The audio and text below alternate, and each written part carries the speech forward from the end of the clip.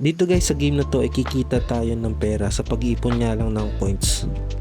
At dito sa video na ito ay tuturuan ko kayo kung paano makaipon ng points at kung paano din maka-withdraw. At kagandahan nga sa apps na ito ay direct Gcash na rin ang pag-withdraw. At ito nga yung Cash Ninja. So bali makikita natin to sa Play Store. At kung gusto mo naman i-download, nandyan lang yung link sa description. So paano nga ba makaipon ng points? So dito nga is mag-iipon lang tayo ng points sa paglalaro ng games, sa panonood ng videos, at pag-survey. So bali dito guys, makakaipon niya tayo ng 30 per minute at total 1,906 kapag in-install natin itong Adventure na ito.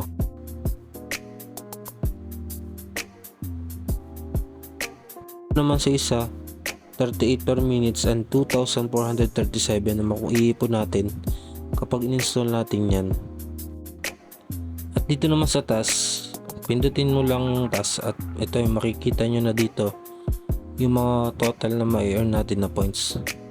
So dito i-download lang natin yung apps at papasok na sa atin na account yung mga points na makukuha natin dyan. At ito pa nga yung isang way sa pag-earn ng points is pag-i-invite. Pero optional lang ito guys, kikita pa rin tayo dito kahit tayo maglaro lang at mag-ano ng survey at manood ng mga videos. At kung nagustuhan mo yung video na ito, huwag mong kalimutan mag-subscribe and hit the notification bell para update ka pa sa mga susunod na video. Salamat!